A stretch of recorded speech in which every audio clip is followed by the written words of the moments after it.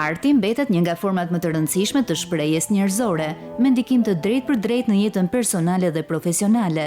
Përmes krijimtarisë dhe edukimit artistik, ai vijon të luajë një rol të rëndësishëm në formimin kulturor dhe në jetën e përditshme të shoqërisë. Arti në bazën e vet ka një shikim ideal mbi realitetin.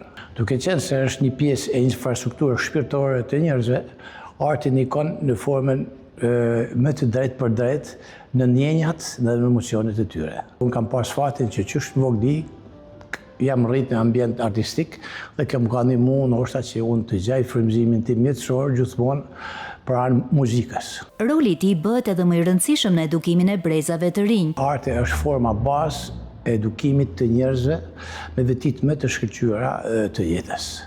Ai ndikon në çdo qelizë të trupit e të trunit të njerëzve dhe në veçanti tek të vegjëlit. Unë kam shumë fëmijë të cilët prej vitesh marrin edukimin muzikor në këtë formë njeriu është gjithmonë më i plotë.